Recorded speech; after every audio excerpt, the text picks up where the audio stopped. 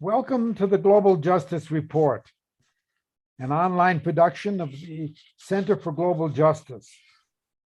I'm Cliff Durand, your host for today's program. The Center for Global Justice, El Centro para la Justicia Global, is a multinational and bilingual research center located in San Miguel de Allende, Mexico. The center is devoted to research and learning for a better world and empowering a solidarity economy. Due to the pandemic, we have discontinued our in-person events and started these online webinars. Without our previous revenue-generating programs, we now depend on your donations to support the webinars and to be able to continue to pay our Mexican staff. You can donate at globaljusticecenter.org.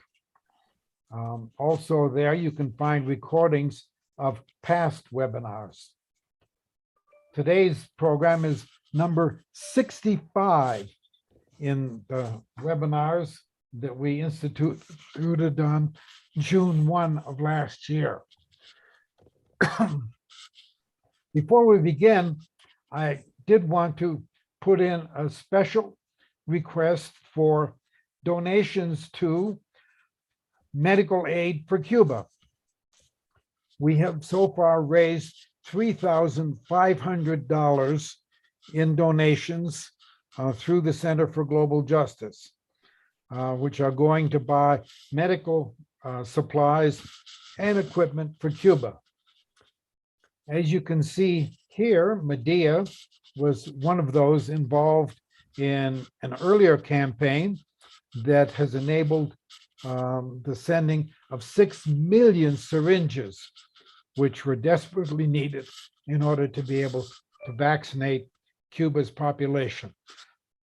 They hope to have the entire population vaccinated, largely with the vaccines that Cuba itself has developed by the end of November.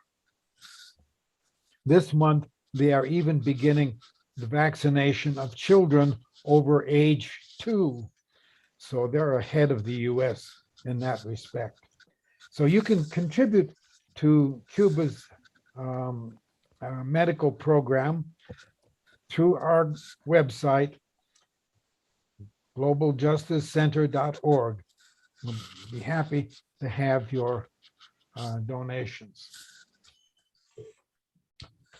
Well, to get on to today's program, we will be looking at 9/11 on its 20th anniversary. You've been, in recent days, seen lots of media coverage of this anniversary.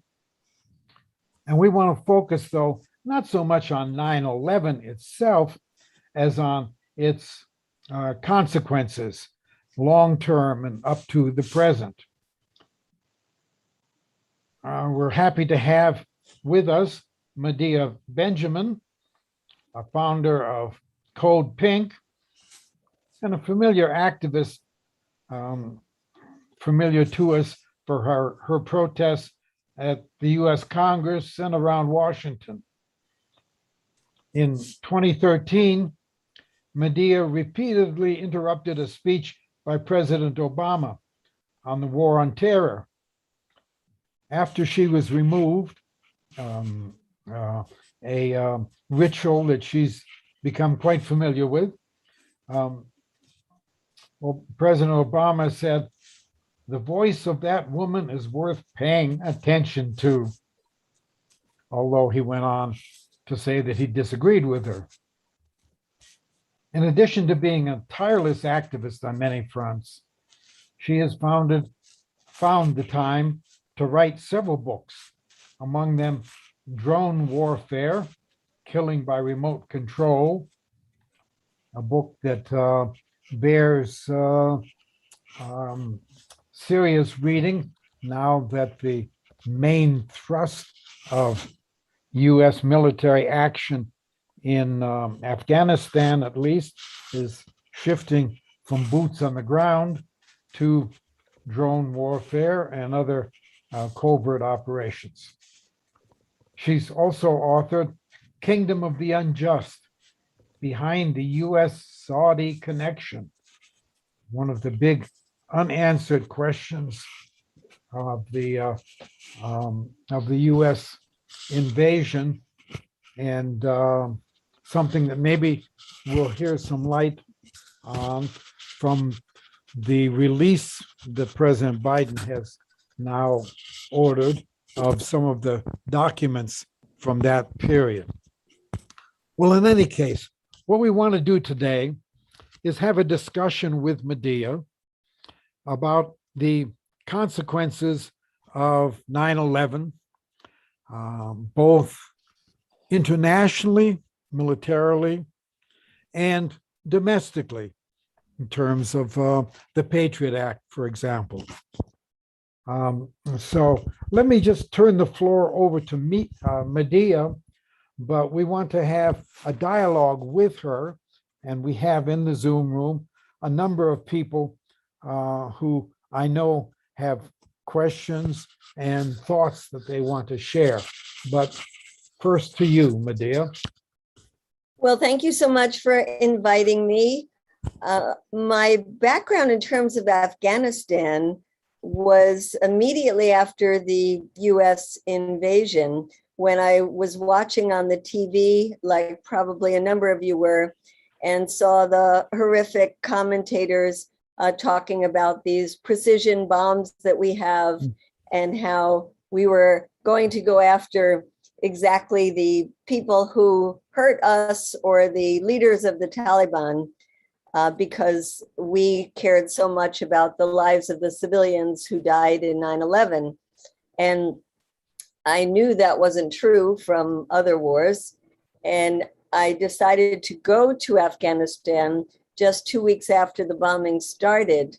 I flew to Pakistan, and immediately we started seeing the flows of displaced people who were coming out of Afghanistan because the bombs had hit their homes, had killed their loved ones, had destroyed their fields. And already it was clear that the US was going to exact revenge on a lot of civilians. And that has been an issue that it is amazing to me how little is talked about in these commemorations about 9/11 that we just witnessed, when there is so much attention paid 20 years later to those who were killed in the attacks, but so little attention paid to even try to get a handle on how many civilians died in Afghanistan. And when we talk about who died in Afghanistan, I think it's also important to talk about the fighters. We mourn the loss of our own fighters, but what about those who are fighting against us? And it's a touchy subject, but it's an important one for us as progressives to talk about, whether we're talking about the Afghan army who signed up to work with the US, and many, many, many of them were killed during these last 20 years. The Taliban, who tend to be poor villagers, Afghans who are fighting against an invading force, or we spread it out to Iraq and the other places that the US has been involved, and all of the young men who have been killed in these wars. And I say that because I too feel I've been guilty on focusing on innocent civilians. I was part of a group that fought very hard to get compensation for innocent civilians from our wars. There were some people who thought that was it became the sole focus of their work rather than fighting against the wars themselves. But we thought that we could do simultaneously trying to get compensation because they needed it and deserved it but also because it highlighted the civilians who were being killed and was a way to educate people that war is not the answer. And I want to give just one other example in terms of the fighters who fought against us. And that is an example that comes from Yemen when I was visiting families whose loved ones were killed by US drones. And most of the time, it was people who said, my loved one was in the wrong place in the wrong time, and the US killed them. But there were also people, like a woman I met, who told me that her sons were 18, 19, and 21 and had joined Al-Qaeda, and that they had joined Al-Qaeda because they hated their own government and Al-Qaeda was fighting their government.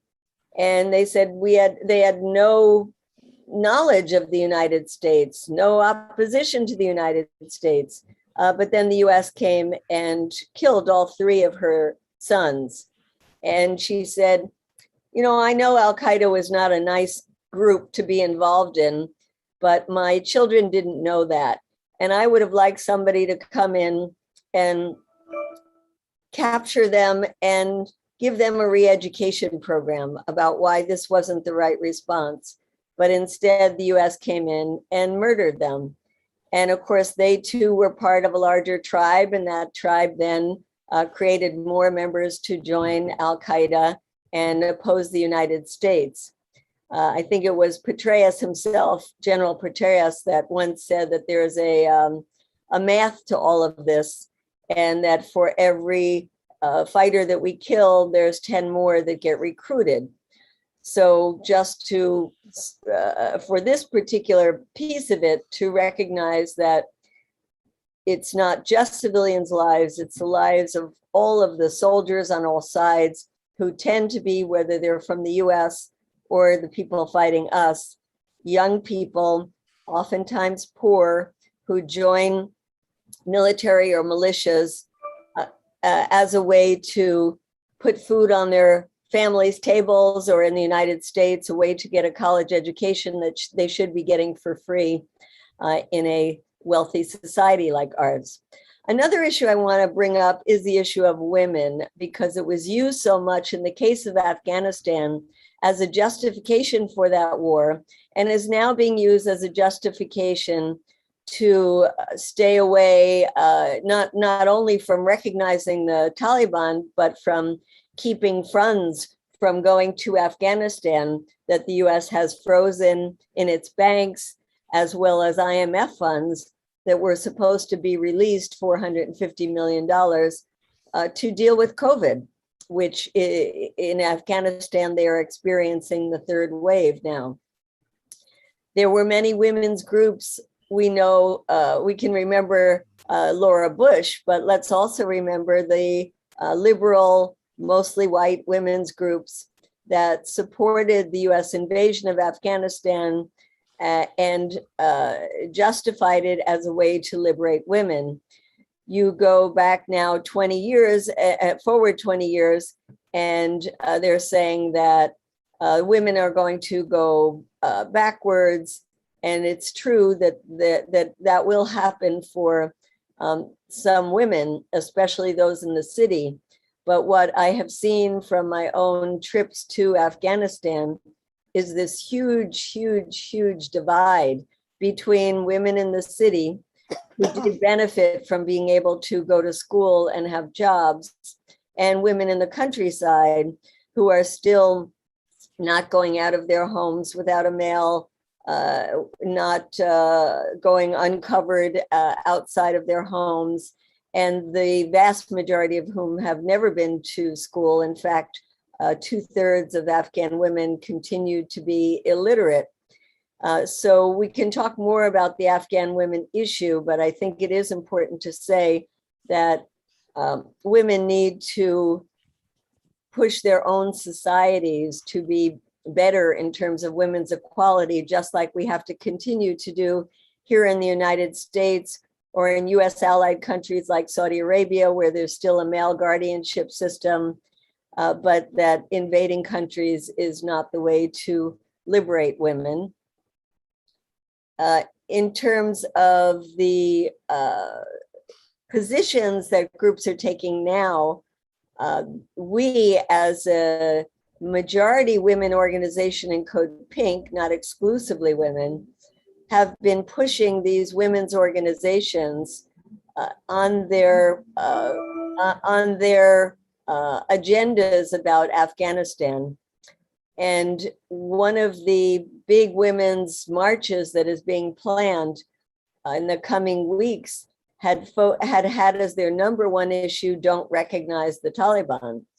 And we have been talking a lot to them and saying, the Taliban don't have to be our friends, but they shouldn't be our enemies. We don't know if some of the promises that they have said about women are going to be true or not. But we do know that cutting them off and cutting off money to them is going to hurt women. So we have been working internally inside some of these progressive or liberal spaces in the US to say the US should open its embassy in Kabul.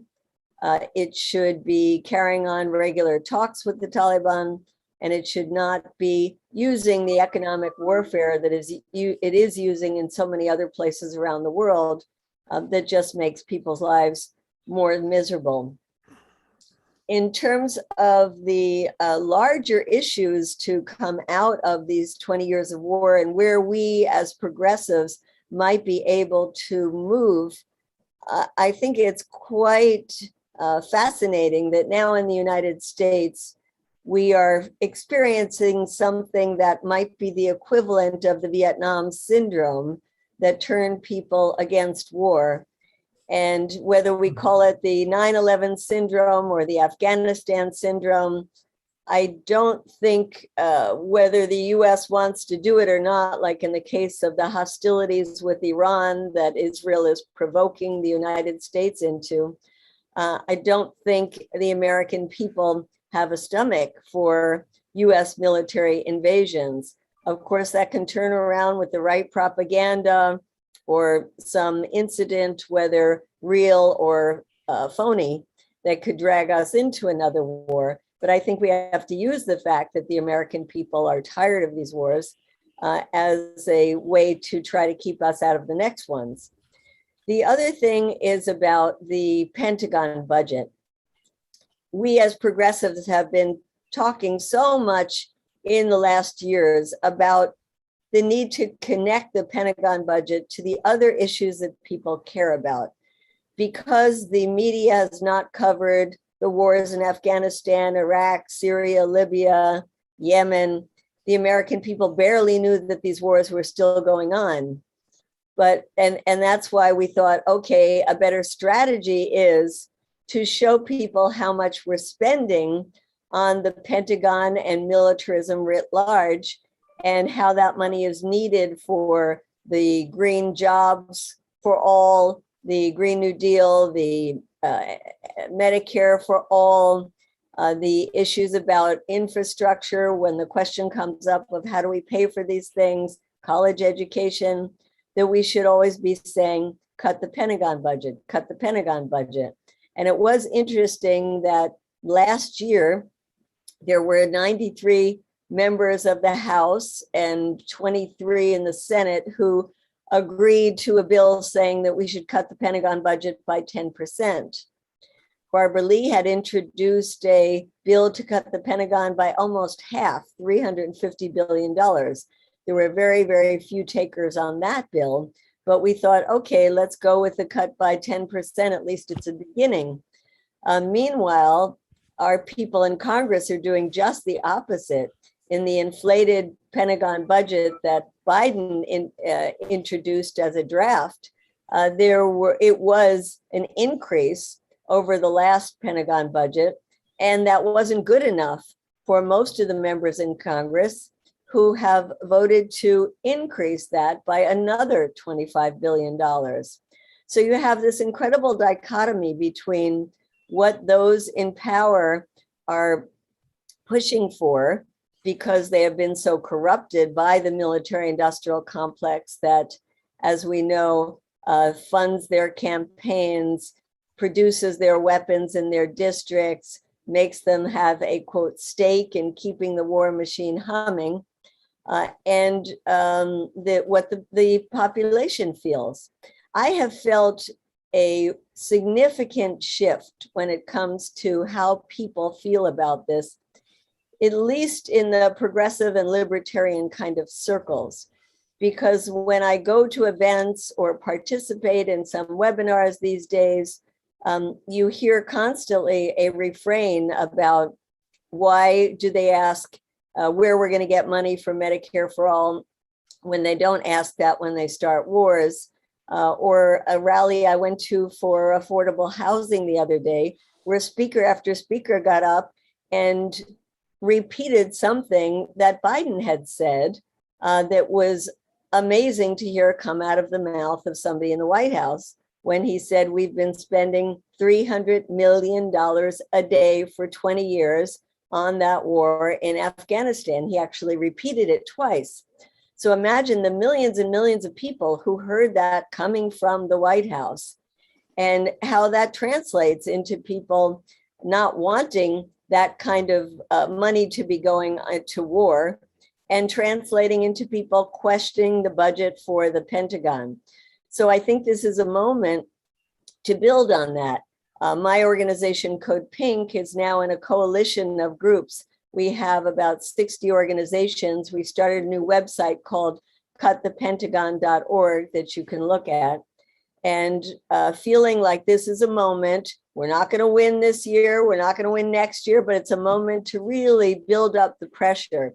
We just had a private conversation with one of the leaders of the Progressive Caucus in Congress, who said most members of Congress, including progressives, are afraid to take this issue on because the blowback is so harsh and so immediate. And so we need a strong movement out there to be pushing us on this issue. So I'm excited that this is a time to take advantage of that wisdom that is now in the minds of many millions of people in this country about the waste, the corruption, the fraud, the abuse of the money that we're spending on the Pentagon, and turn that into a multi-year, multi-pronged campaign to really finally start cutting down the Pentagon budget. And while we are doing this, of course, it means we have to confront the justification for this huge Pentagon budget, which is now being justified as a way to confront our main, quote, adversary, China. Just a couple of other things. We know, as Cliff, you started out, that 9/11 has led to this surveillance state with the Patriot Act and the other curbs on our civil liberties. And how are we going to try to claw some of that back after this 20 years?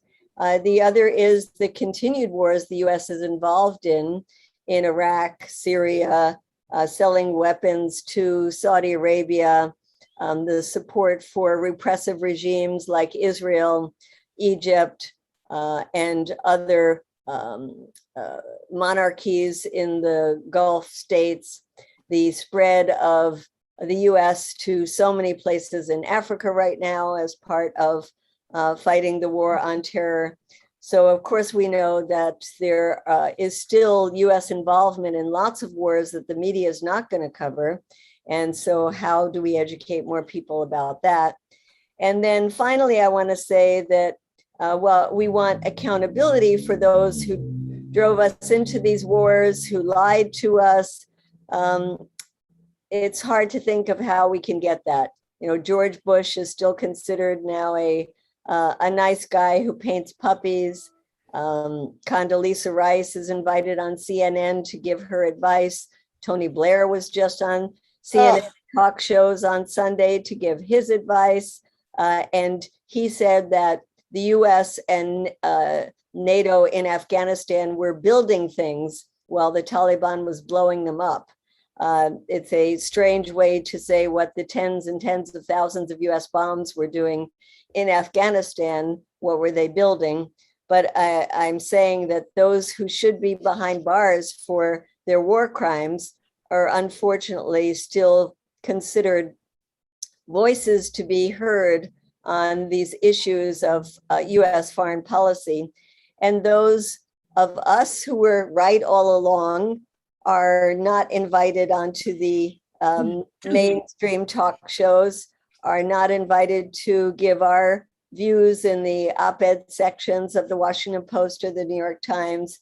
And even worse, some of the best truth tellers are behind bars, like Julian Assange or like Daniel Hale, who I just spoke to last night, a whistleblower for his having taken part in the drone warfare that killed so many people in many places. In his case, it was in Afghanistan, and for revealing the truth to a journalist that in the cases that he was involved in, 90% of the time, they didn't even hit their intended targets.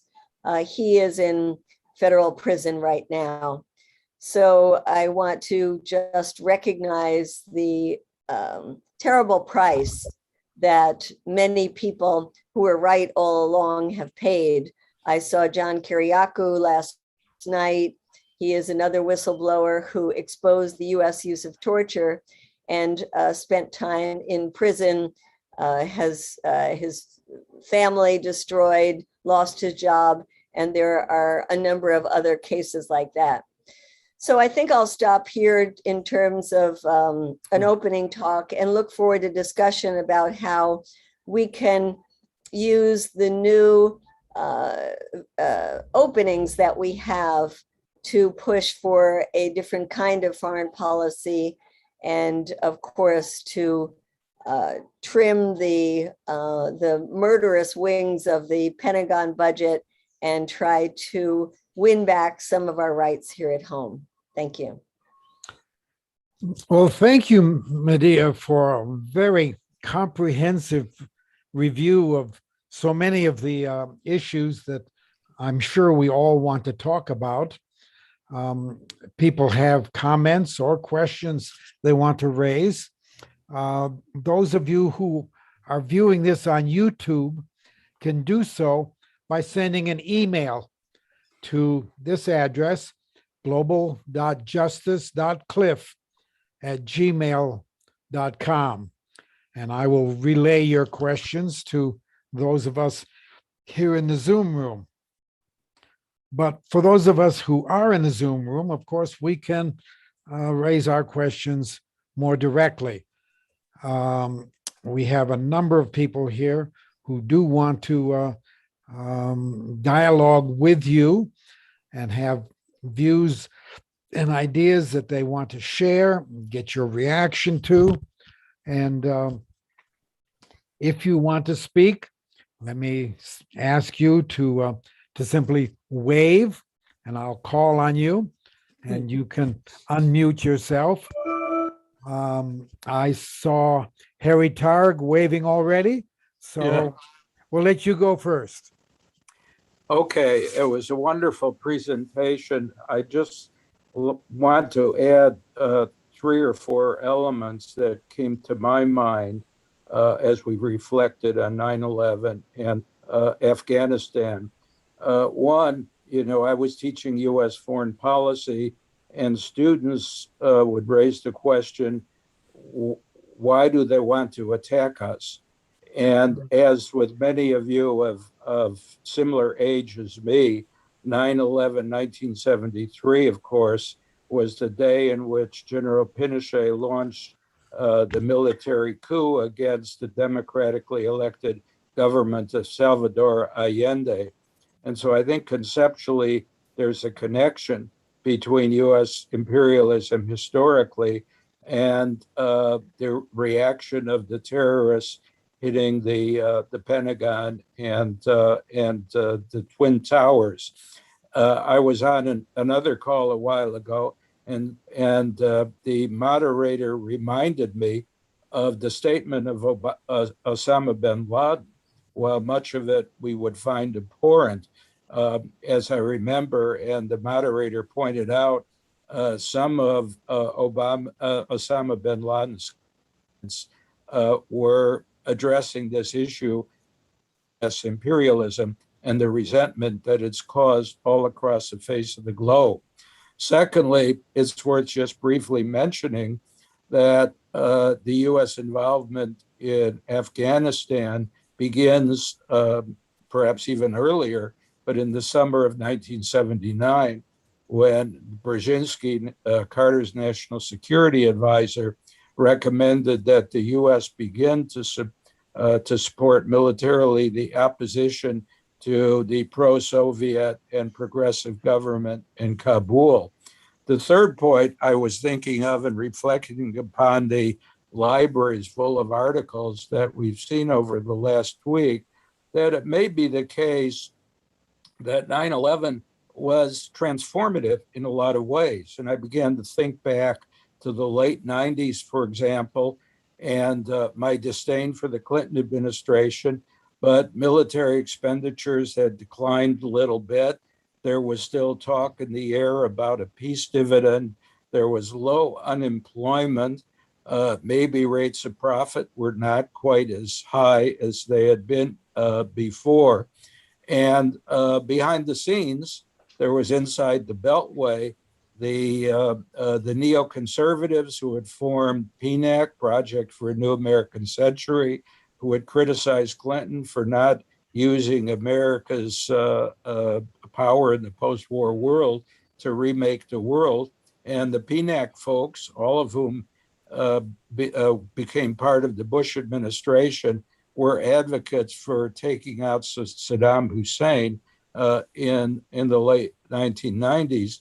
And it may be the case also that the exuberance of among the public of the idea of American exceptionalism had declined just a bit.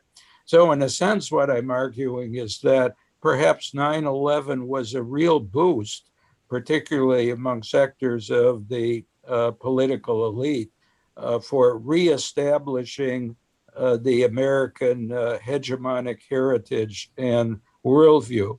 And the last point, and I hope Medea is correct, I recently retired from Purdue University, and Purdue University over the last 3 or 4 years, under the leadership of Mitch Daniels, former governor of Indiana and a close friend of the Koch brothers and Koch Foundation, has dramatically increased resources for military research adjacent to the Purdue campus, with contracts with Rolls-Royce and Saab to create the next generation jet engines.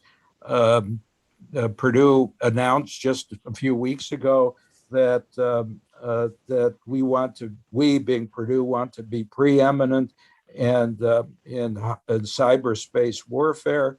And of course, as Medea mentioned, we have to do this because of the Chinese and the Russians.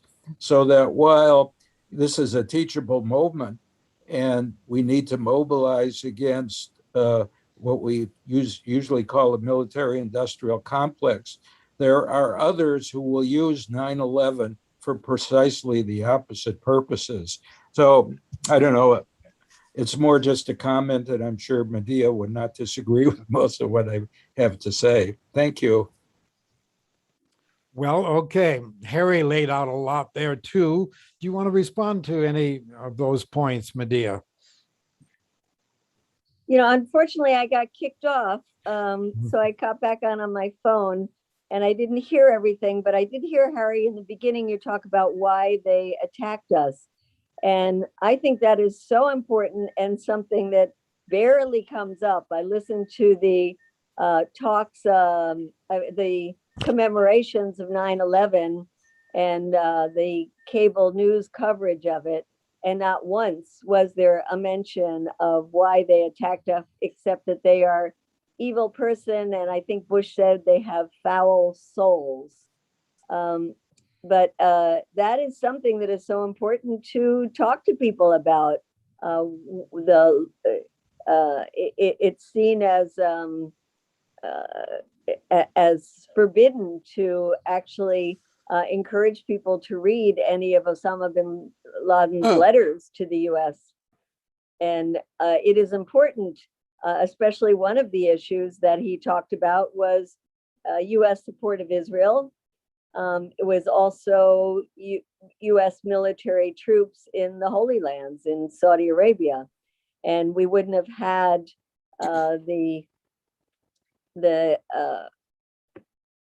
any of that had it not been probably for U.S. already being involved in the internal affairs in the Middle East. So I'm sorry, Harry, if I missed some of your other points, but that's the one I did here. Can I just make a remark in that regard? While the question of why they attacked has been seldom mentioned, I found it interesting that Fareed Zakaria on his program yesterday did point out that Osama bin Laden had said that had made a distinction between the near enemy and the far enemy. The near enemy being Saudi Arabia and Egypt that were defiling Islam, and the far enemy, the United States, that was supporting those regimes.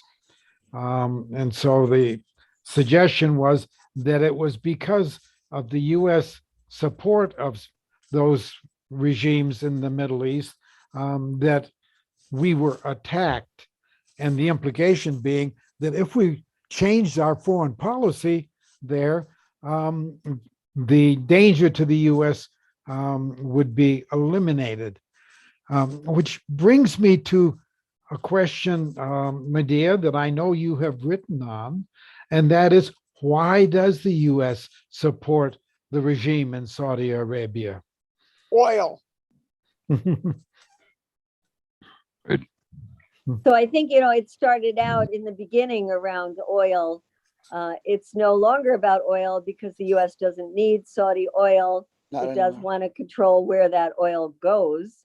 But it's now we are so intertwined with the Saudi economy in so many different ways, whether it's the investment of those petrodollars into U.S. Treasury bonds or the U.S. real estate investment that the Saudis have made. Silicon Valley is full of Saudi investment. I remember we wanted to try to start a boycott around Saudi Arabia royalty, and we knew they had invested in Uber, and we thought, okay, well, we'll tell people to not use Uber, but to use Lyft. And then we realized that Lyft had billions of dollars of Saudi money in it as well. And then there is the weapons that we sell to Saudi Arabia. It is quite incredible that Saudi Arabia became the #1 purchaser of U.S. weapons. And then you can see all of the weapons industry's power when it comes to wanting to keep those weapons flowing, that even after a U.S. Based journalist, a Saudi journalist for the Washington Post, Jamal Khashoggi, was so brutally murdered and chopped up, and the U.S. intelligence services said that that was signed off by the Crown Prince of Saudi Arabia. Biden didn't do anything to sanction the Crown Prince or Saudi Arabia, but continued to, even though he said he was going to treat Saudi royalty as a pariah and that he was going to stop the U.S. support for the Saudi war in Yemen, he actually has continued to do it. So I would say now there are just all kinds of moneyed interests that profit from this very strong relationship between Saudi Arabia and the U.S., despite the fact that if we are to take any country other than Israel in the Middle East that is doing the most harm in the Middle East, it would not be Iran, it would be Saudi Arabia by far. Carl Davidson. Thanks. Thanks, Medea. I agree with basically everything you put out. I remember, back at the time, you'd come back from Afghanistan and you came visiting a women's group in Chicago in someone's home, and I was there, and I remember you opening up a bag and pulling out a big blue burqa and putting it on the table which all the women immediately, tried to try on, and were readily impressed by. But I think that I was as upset about 9/11 as anyone, and especially 9/12 when I had two FBI agents knocking on my door, trying to, because I had had a record of being of helping medical aid for the Palestinians, and but I promptly got them back out the door. In any case, I made it my business in the next month to read everything in English that Bin Laden had written to try and get some handle on it. And then I wrote a piece 30 days after on 10/12 that it was, of all the pieces I've ever written, it was one where I got seriously attacked by both the right and the left. And I tried to make a distinction, and I was dealing with what I called the wimp factor. I said, what just happened to us? And I said, was it an act of war, or was it a crime against humanity? And I argued that it was the latter, that it was a crime against humanity, and it was not an act of war. And that Al Qaeda, for whatever you wanted to say about it, was at most, at that point, was maybe 10,000 people in a loose network around a hardcore of about 2,000 people, and they were more like a mafia gang than, a state that was declaring war upon us, like the Japanese or the Germans. And so when I said, if it's a crime against humanity, then what we need is an international campaign to bring the perpetrators to justice and to narrow the target. I said, to capture Bin Laden, I said, you don't need bombs or invasions. What you need is about 8 levels of spies to penetrate all the circles. And then when you get past the last one, you need a SWAT team to go pick them up. And that's basically what happened in the end. That's how they penetrated his security circles, and they sent in basically a SWAT team to kill him. And all the bombing and invasion was utterly unnecessary. The Taliban had no real great love for Al Qaeda. They had offered them some hospitality and felt some obligation to them. And I'm sure some, as Medea mentioned, some young people were attracted to them because of their militancy, because of the fact that they were fighting. But a lot of Afghans, the Pashtun, looked at them as Arab overlords more than anything else. But equal point to Al Qaeda, which is that they wanted to be seen as holy warriors and not theocratic fascist gangsters. And by calling for a war on terror and elevating it that way, that's when we lost. We lost right then. And it took 20 years for it to play out, but that was basically what happened. So, I think that, we have a lot of, work to do in regard to not only the things like the Pentagon budget, but culturally, we have a problem with, it goes back to our settler colonial origins and our idea of manifest destiny, and that our superpower arrogance.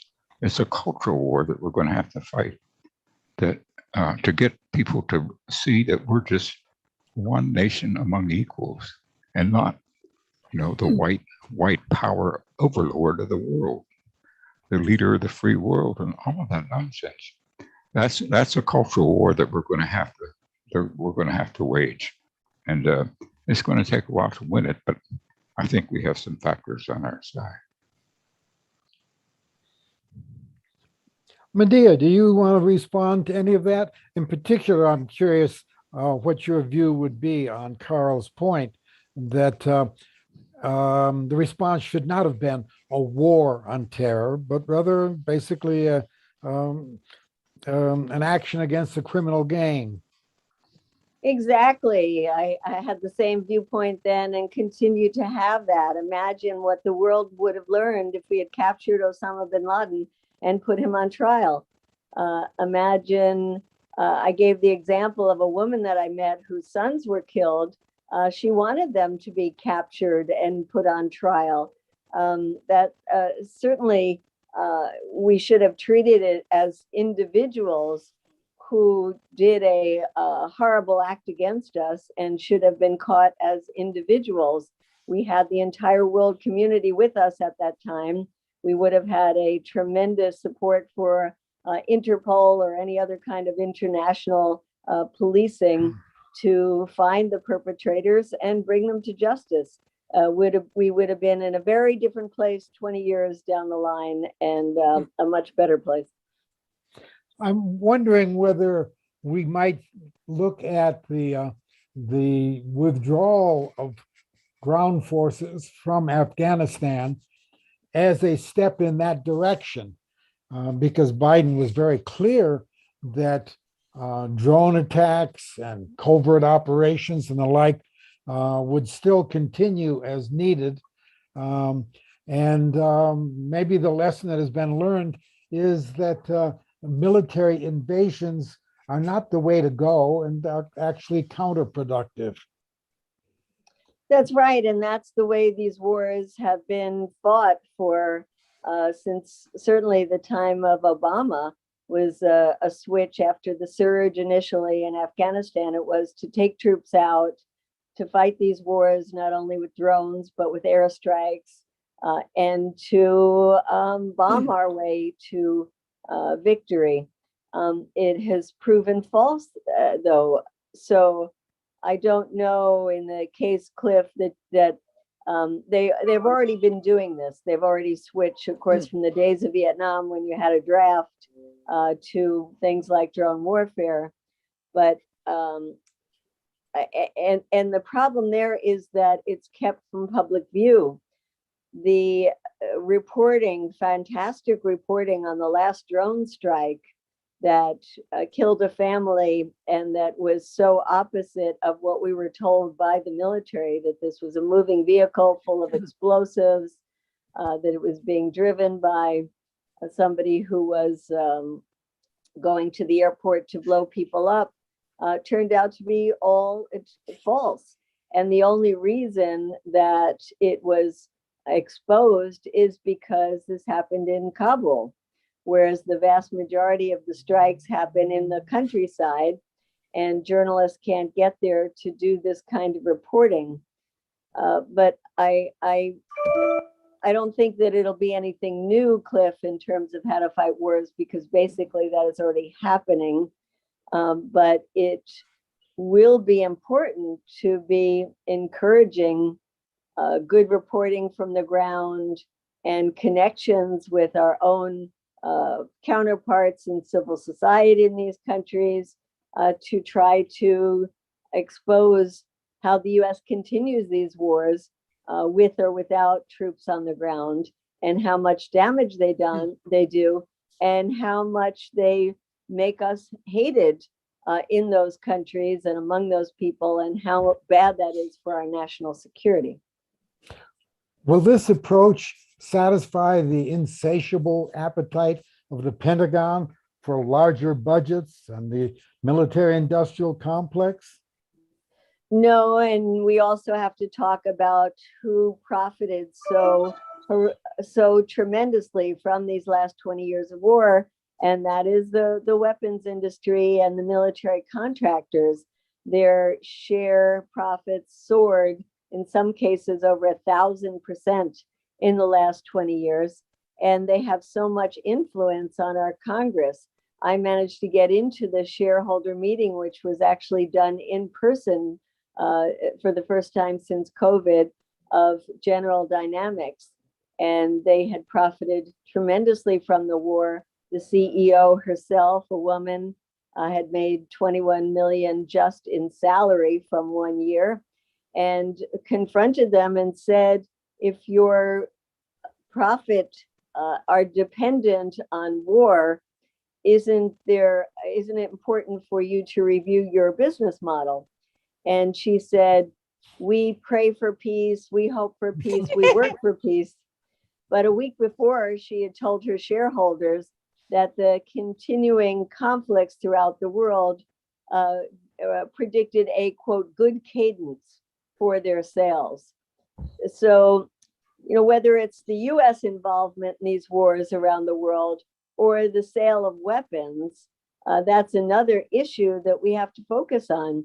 And it's not just the sale of weapons, it's the giving of weapons, as in the case of Israel, $3.8 billion worth every year. The case of Egypt, $1.2 billion worth every year given from our tax dollars, or the sales. Congress is supposed to oversee the sales of those weapons. They're going to the most repressive countries in the world. And we have to be pushing, as we're trying to do now, for Congress to stop those weapon sales. And then there's the issue of nuclear weapons. There's $1 trillion that was negotiated under Obama to be spent on modernizing our nuclear weapons in the coming decades. And that is something that we have to do more to expose and to try to reverse. I'm not saying any of this is easy or we will be successful in the short term, but we'll never have a good foreign policy if we don't stop the weapons industry, the military contractors, and the Pentagon and Congress from profiting off of this kind of misery.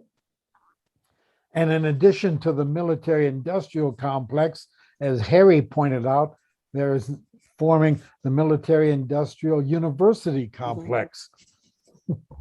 Very important that Harry pointed that out. So you've got Lauren and Betsy and me. I know. We'll get to okay. you. Okay. Sorry. Yeah, go ahead, Medea. Finish what we were saying.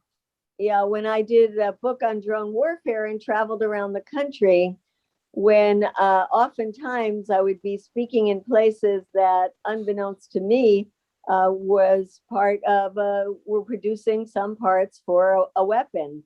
And I would have people sometimes waiting till after the presentation was over to ask me if we could go for a walk and they could talk, or bringing up questions during the presentation. But the gist of it is that either they were students studying some engineering, or they were people working in those plants, and they didn't want to do that. And they said, well, we don't have any option. There's no comparison between the money we make working somewhere where the Defense Department is paying for it versus where civilians are in charge in the private sector. And students as well saying that we are recruited heavily while we're studying engineering for these companies that are working for the Pentagon. So that's another area, and it is exciting that there is some pushback in Silicon Valley. There was from Google, and there are from some other places to say we don't want our companies to be working for the Pentagon. Okay, Lauren has had his hand up. Lauren Langman. Okay, well, I wanted to make a sort of a number of comments. One, I guess the larger comment I want to make is coming off of what Carl and Medea have been saying. The word, I think Harry mentioned the term, but we didn't talk much about it, hegemony, which operates at a number of levels. Let me be a little narcissistic and plug my own work. I don't know if anybody's ever read my book, God, Guns, Gold, and Glory, but when Carl was talking about what was happening, in terms of American imperialism goes back at least to the Monroe Doctrine. And one of the points that I've argued, because I'm as much a Freudian as I am a Marxist, is that American imperialism is very much tied in with a certain form of phallic aggressive toxic masculinity, a kick-ass notion of, beat the shit out of someone and ask questions later. George Bush, before the war, before he was even elected, told one of his biographers, it was cut out of the book, that he was going to have a war because to be a good president, he needed a war, and he was looking for a war even before he was elected. And one of the things that was interesting, because Carl knows my buddies Tal and David Schweikert, we gave some teach-ins when Bush did his war. And Bush was right; they had our values, primarily our imperialism, as Medea has pointed out, economic as well as military and cultural. But anyhow, that by the time, even when George Bush made his war, there were three separate investigations of Saddam Hussein's weapons of mass destruction. Medea probably knows this stuff better than I do. There were no weapons of mass destruction there. That was a lie, just like the Gulf of Tonkin was a lie. And just like, Osama bin Laden's whole rationale. And I think it's also important to mention, and Medea didn't mention this, but she knows this stuff better than I do. Osama bin Laden did not himself organize and plan the 9/11. That was the guy that's still in Guantanamo, Sheikh Mohammed. It was organized and planned in Pakistan and Germany, not even Afghanistan. This was a separate operation. I'm sure that Osama gave his thumbs up, but he was not personally involved in it, but like the president and things like that. One thing I want to say at the end, because it's an open topic, as people that know me, most people here know me, I'm a socialist and I could never vote for Biden under any circumstances. I'm glad he beat Trump, but that's about it. But I do think that one of the things that is interesting to me is how much flack he is getting from all of these right-wing assholes that we should have stayed a little longer and look how badly he did it. And I do think that he should be getting some credit. There's a lot of places where we can critique, although he didn't have good intelligence on the matter. But I think that it really took some real balls for him to say it's time to get out, and to get out now, and another week, another month, another year, another decade would stop. And I think that this is something that, is hurting him very much. And right now, we don't have a third party. I don't think that next election, Bernie is going to run again or anything like that. But I do think that given the fact that whatever else we say about the Democrats, and there's not too many good things we can say about them, not being one of them, they do create a space that makes it a little bit easier for people on the left to function. Not much, and as has been pointed out, especially by Medea, that that the Democrats are just as much warmongers as the Republicans, although maybe getting out. But still, this Pentagon budget is just it's beyond obscene. And the last point I want to make on hegemony, and this gets back to sort of implicit what Harry said about college students. Those of us that have taught college students are sometimes overly amazed at how little they seem to have learned in high school.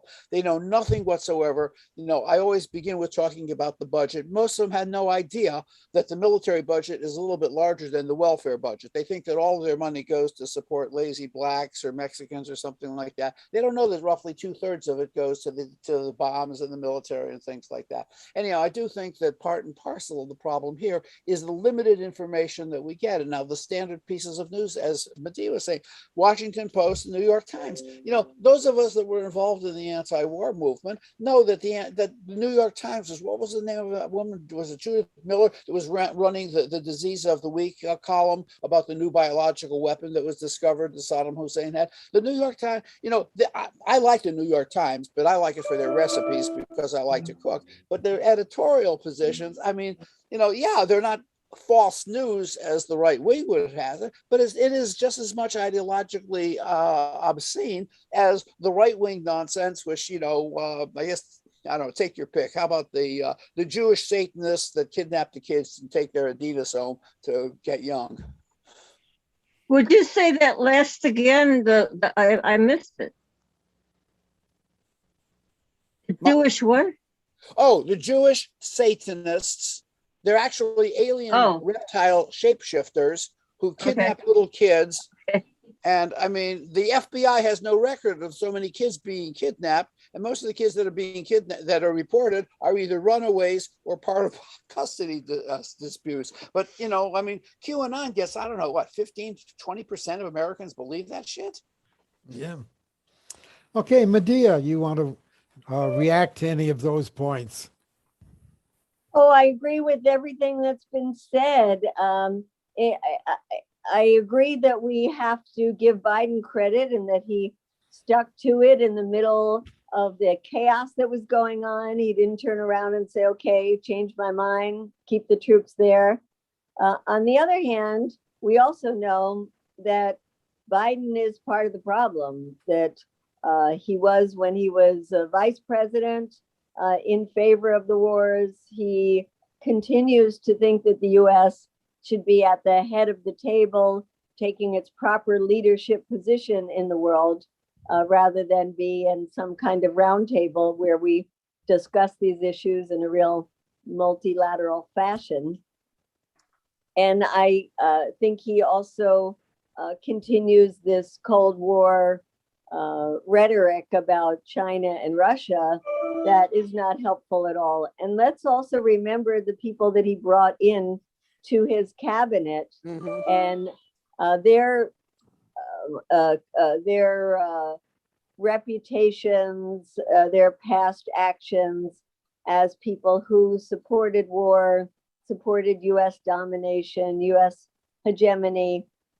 There are very few people you could point to in the administration that are people that we could really be talking to and trying to have a fruitful dialogue with, because they're very much part of the war machine themselves.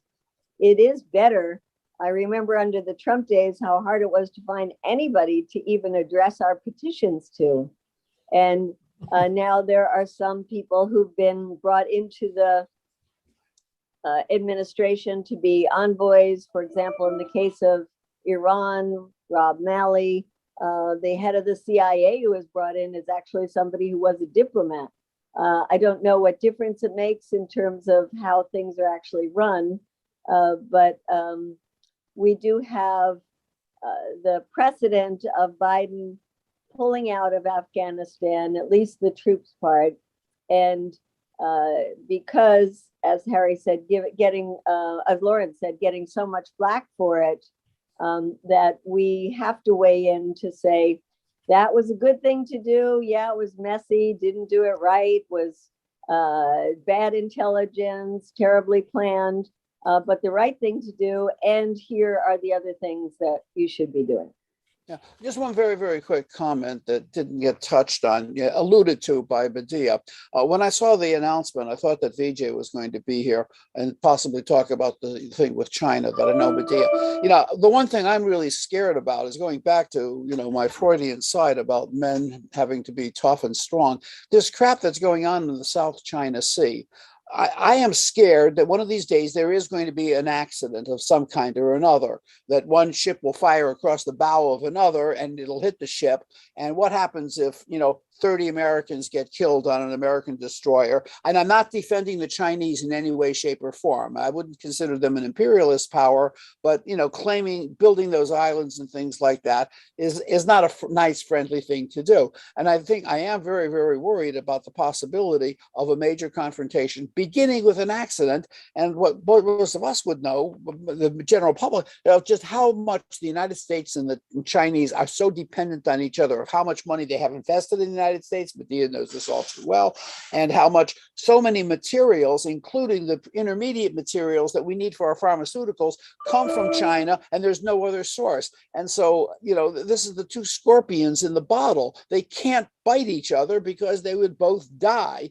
And this is the situation that we're in. But unfortunately, wiser heads, neither here, as much as I think Biden did a good job here, as I said, I couldn't support him, and China is becoming so goddamn much authoritarian, it's hard to believe that it's just moving in such a right-wing direction, with Xi appointing himself president for the next 6 lifetimes, etc. I talk too much, so I'm going to stop. Okay, Norma Harrison is next on our list. Well, Betsy had her hand up long before me, I think. Oh, I'm sorry, I didn't see your hand, Betsy. Oh, yeah. Okay, we'll go with you then. I agree that a possible war with China is of very grave concern right now because, of course, as we all know, the U.S. needs an enemy to keep the military arms budget going. But we know that the United States wants to have global military domination. but why?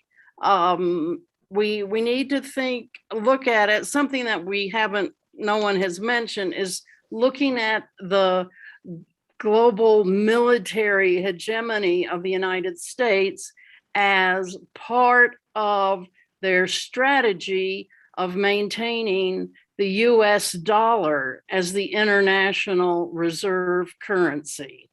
Because if the US dollar were not the international reserve currency, if it were not the currency that is primarily used in international trade, if say the Shanghai Cooperation Organization, which consists of China, Russia, a number of the different stands, Tajikistan, Kazakhstan, also Iran and Afghanistan are applying to be members.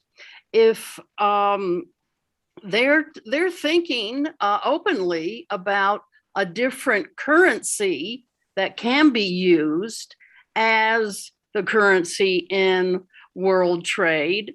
And if the US dollar is no longer the reserve currency that all countries keep in their banks as their reserves, then the US would have to start paying down its debt in order to get other people to lend to it. As it stands, it looks like the US never has any intention whatsoever of paying back the debt, and any country that threatens to use a different currency, as Saddam Hussein did, they get attacked. And this is something that needs to be brought into the discussion about the cost of the war, and whether it's 8 trillion or 21 trillion. These are different figures that have been bandied about. Whichever, it's all been borrowed money, and it is, the US is only able to borrow from other countries because they end up with US dollars as a result of international trade, and they have to do something with them, and they buy US treasuries. And then another thing that has not been adequately discussed, I think, is the environmental impact of all of these wars. There is no estimate as to how much CO2 the US military has put into the atmosphere. And that is a well-kept secret. I imagine that the US military is close to being the number one emitter of CO2 emissions. And this is something that needs to be discussed. And I hope that at the COP, whatever number it is this year in Glasgow, that this will be brought up. I signed a petition asking that be brought up. So the military has a far bigger footprint than we even imagine if we consider the way that it enforces the US and supports the US dollar as a reserve currency, and the systems that support that, the SWIFT system and so forth. How can the US cut off money to Afghanistan? Easy, they're in control of the system that transfers money around. But if Russia and China and some other countries create their own system of a reserve currency, the impact on the United States will be devastating. And with the concern that people are finally beginning to express now about the environmental catastrophe that we see everywhere, why does no one ever mention the role of the US military in that environmental catastrophe? It's just that name. Okay, does Medea want to Oh, comment on Medea? any of that before we go on to Norma and then David Barkin? Yeah, I'm gonna have to leave soon, so I just keep my comments short. I thank you, Betsy, for bringing up those two very important things. One silver lining might be more countries getting off the US currency, particularly because of the tremendous impacts of US sanctions. They have had to start looking for other venues. We also see in El Salvador, I don't know if it's good or not, but the first country to start using Bitcoin. And then in terms of the environment, absolutely essential. At Code Pink, we're part of that trying to get the militarism into the COP26. And we've been doing a lot of good webinars and pieces about the military being such a destroyer of the environment. So thank you for bringing up two critical issues. Okay. Okay. And because Medea will have to leave shortly, let me ask Norma to be brief so that there is time for David Barkin to also raise his voice. Right. I'm waiting for people, I watched replays. I watched briefly replays the past few days of the planes into the buildings and the building that fell down without getting struck. And along with that, I watched people talk about how the buildings were built to withstand all kinds of disruption, the wind and so forth. The construction was against everything that happened, except that the US support had already prepared for the damage and placed explosives throughout the buildings so that they would come down. We had a person in Peace and Freedom Party who gave a lengthy explanation of it 20 years ago or so at one of our meetings, the chemical factors and so forth. It was evident watching those buildings come down that those planes into the buildings would not have caused all that damage. And it's also backed up by the explanations of the architects who built the thing and told you that it was stable against many forces. The other thing, China is about the same thing that Stalin was about, and that is preserving and expanding the revolution at no matter how it appeared, no matter what was said about him. These are not anti-communist, anti-socialist efforts. These are the need to protect any element of the revolution that can be protected, the feeding of the people, getting water to the buildings throughout the country, and on the healthcare to everybody. These things, and they're all stated as being struggles for socialism, struggles for the people to be able to take care of themselves. We've assessed it, the left looking at it and saying it's not done right is impossibly intolerable. Okay, Medea. Yeah, why don't we hear the last one and then I can sum Good. up with some remarks. Good idea. Okay, David Barkin is next. Hi there, Medea. It's been many, many years since we've been in even contact. I read an article from the New Yorker, and I wanted to know, I presume that you know about it, a man, an agent of the FBI named Ali Soufan. And that article in the New Yorker suggests, and I recommend it to everyone, that inability of the FBI and the CIA to collaborate with each other led to an impossibility of avoiding the September 11th event, but they had all the elements that would have been necessary had they been collaborating together. I'm just wondering, and this is part of a general thing, that this agent, Ali Soufan, is written up in the New Yorker as a person who really understood and anticipated all of this happening. And I'm just wondering what your take on all this is. Okay, some final words from Medea now.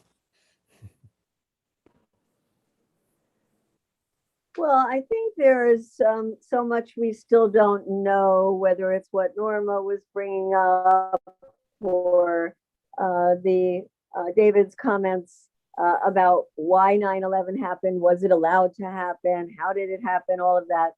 Just as we don't have sufficient information about the role of Saudi Arabia, that some of that information is just now, some more of it being released because of the tremendous pressure that the 9/11 families have been putting on the government for 20 years now, as well as a court case that is forcing the government to release some of these documents.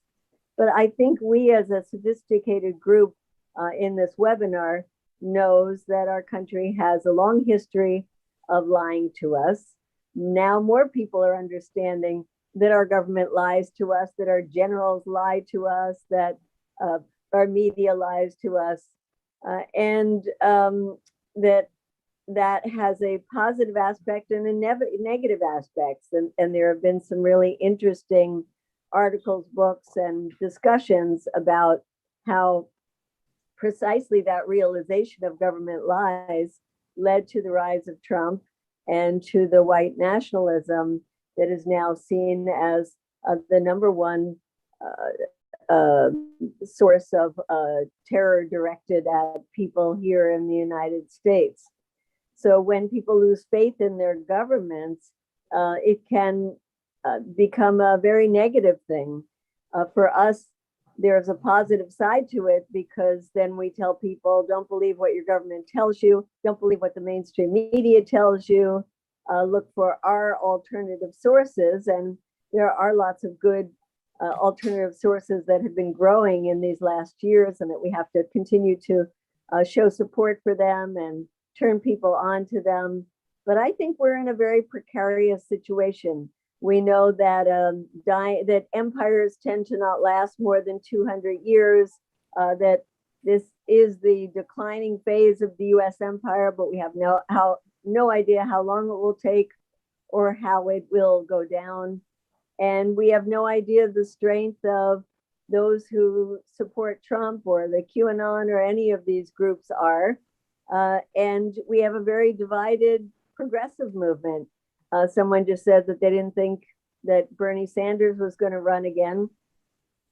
We do have a squad that a lot of people like and have millions of followers and have done some very wonderful stuff. But when it comes to foreign policy, they're mostly nowhere to be seen. They don't want to take on foreign policy issues, certainly not very divisive issues like the issue of Israel or the issue of the Pentagon budget. So I guess I just want to end by saying that the sophisticated people you have in your organization are critical for the educational work that we have to do as we move ahead to try to build a stronger, more unified grassroots movement that understands that throwing money at this Pentagon is actually keeping money from all of the things they want to see happening in the United States, and that we should stop our government from trying to convince us that there is an enemy out there trying to get us, and to not let them in, to lead us into this state where they can manipulate our fears to drag us into more wars. So we have a big job ahead of us, and I'm glad to be part of this movement with you all as we go forward to try to do that. Well, thank you, Medea, very much for your contribution today. And we want you to know that as you carry on your activism, that we're all there backing you up. Um, you have sizable support, not only among progressives, but upon among many others in American society. And thank you so much for sharing this time with us today. And I want to thank those in the Zoom room who have contributed to a very good discussion, I thought. Now, today's webinar, as well as past programs, are available on YouTube, accessible from our website, www.globaljusticecenter.org. I want to say one thing. And, Code and, Pink. and in closing, let me call your attention to our webinar next Monday, which will feature a talk with Andrew Basevich on militarism and the U.S. role in a transformed world. Very much a continuation of the kinds of issues that we've discussed today. And in closing, I want to thank our webinar team, Roberto Robles, Liz Mestres, Gregory Diamant, Olivia Canales, and myself. And now this is Cliff Duran signing off until next Monday.